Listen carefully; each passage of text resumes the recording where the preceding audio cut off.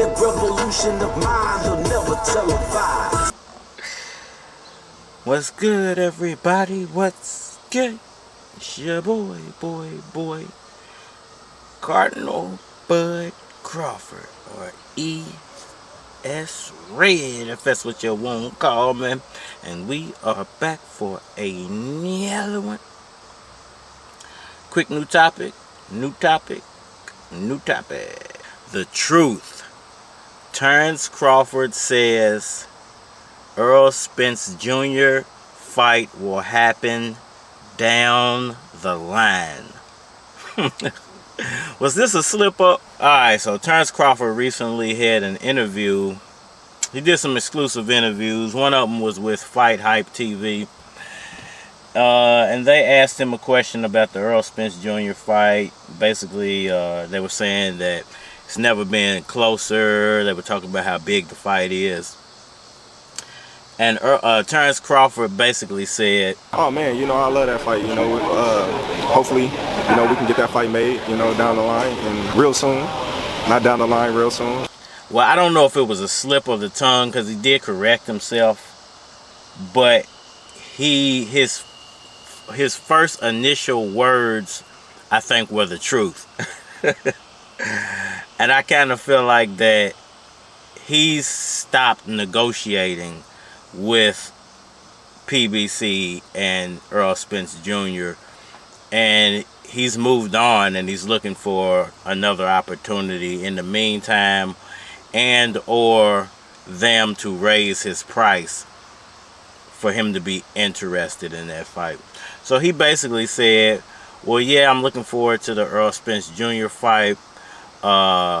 That's a great fight. Can't wait for it. It'll happen down the line.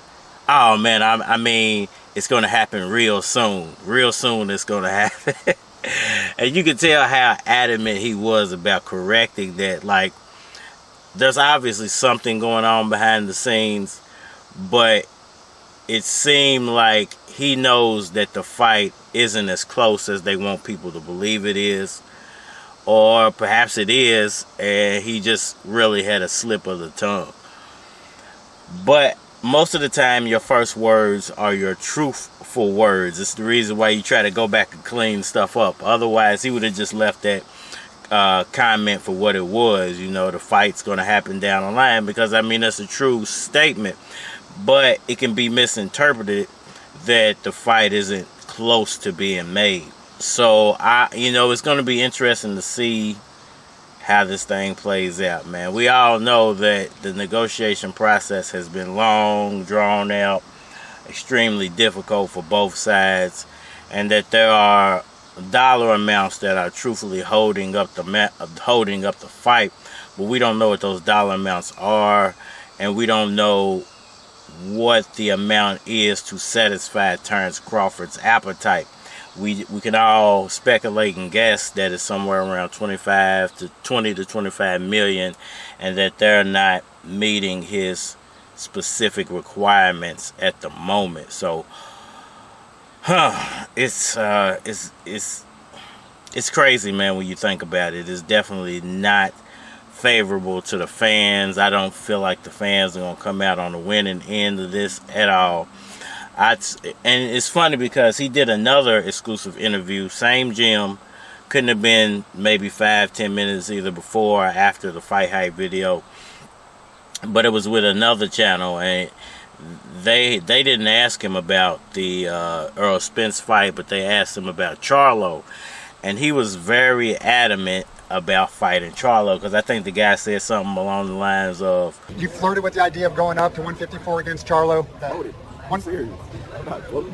I'm serious about it. Flirted with it. Yeah, but I'm serious about it. I'm serious about what I'm saying. I'm gonna do it. You hinted at fighting Charlo, or you dabbled with the idea of fighting Charlo, and you could tell by the look on Terence Crawford's face, he was a little perturbed or a little peed off about the way that the guy phrased the question. He was like, man, I don't dabble. When I say stuff, it's the truth. This is what I plan on doing. I'm the real. You can tell he got a little irked by the way the guy phrased the question, but I think the guy was trying to be as polite as he possibly could be, because in all actuality, I think a lot of people feel like Crawford versus Charlo is almost like a joke. It's like, okay, you want this Errol Spence fight, but you still haven't even signed off on the Errol Spence fight, but you're willing to go fight a bigger, stronger fighter in a different weight class, probably not for as much money or as much clout or as much exposure as the Errol Spence fight. It really doesn't make sense. And that's kind of how the guy was phrasing the question. It was almost like, why are you bringing up Charlo? That fight doesn't even make sense when you got this big fish sitting right here that you say you can beat, easily. Why would you even flirt with the, I think that's the word he used, flirt with the idea of fighting Charlo before your fight Errol Spence Jr. And it's crazy that both of those videos, like I said, they kind of coincided with each other. One seemed like it was filmed a few minutes before the other one. And it's crazy that they will come out so close to each other, because one conflicts the other one. It's like, okay, you're saying you're going to fight Errol Spence Jr. Now, he did phrase the whole Charlo fight like something that would happen in the future, but he talks about it so much like it's something he's actually trying to negotiate now. So it's kind of like both of those fights are conflicting with each other, especially the Charlo fight. It doesn't make sense, because why would you take on a stronger opponent than the one that you have in front of you? And the one that's in front of you is worth more at the moment than I believe the Charlo fight would be. I don't think he gets, because I personally think they're offering him $10 million for the Spence fight, 10 to 15, which would be, it's the same thing Pacquiao offered him, and it would be the highest payday of his life. Now, I would say more on the 15 end than the 10 end,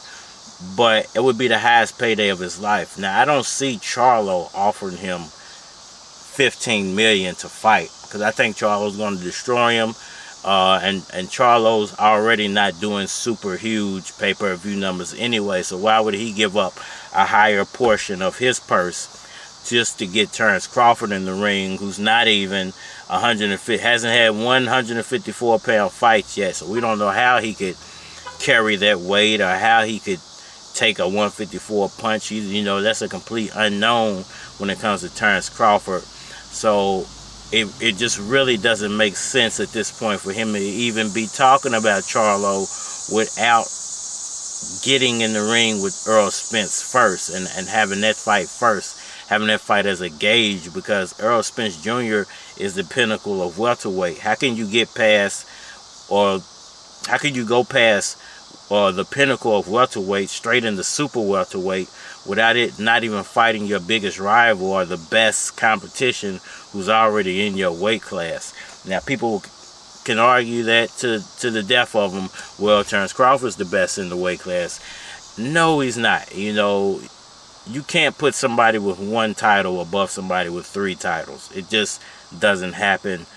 A 1 championship Kobe doesn't compare to a 6 championship Jordan. A 3 championship Kobe doesn't compare to a 6 or 7 championship Jordan. You know, those arguments are far sale. Those are new generation arguments. Only younger people make those arguments, because I think they are used to having stuff given to them, where the last generation of sports superstars had to earn and take. You know, it wasn't always about the money. Only the super duper stars got big money in the last generation. And now it's like everybody's a superstar. Everybody gets these consolation prizes. Everybody wants to feel like what they've done is the best that could be done, and it's simply not the truth. And fighters like Terence Crawford are they're like the face of the new generation, and the new generation's way of going about sports and arguing sports is he wants more than what he's worth. He wants to be praised more than what he's accomplished. And I think he's getting pushed back now by fans, because we know that you're not on that level yet. And your own comments now are proving that you're even indecisive with what you want to do. And this is the problem with not having a promoter and a proper team and matchmakers there, you know, on your side and on your team to help you put these fights together and get the best amount of money, highest amount of money that you can get for the fights that you put on. Let me know what y'all think about that down in the comment section below. Did Terence Crawford just misspeak, or did the truth come out? When he said that that fight's going to happen down the line, was he just thinking too quickly and something slipped and he corrected it, or was he telling the truth? Hit that like button for me, share, subscribe, tell a friend, holler at me on all social media platforms, Facebook, Instagram, YouTube, but you're more than likely to get a response on the tube, so holler at me over there if you want a response. It's your boy Cardinal Bud Crawford, or E.S. Red, if that's what you want to call me. And I'm done rambling, and we are mad at him. Snakes in my front yard, I swear I'ma deal with it.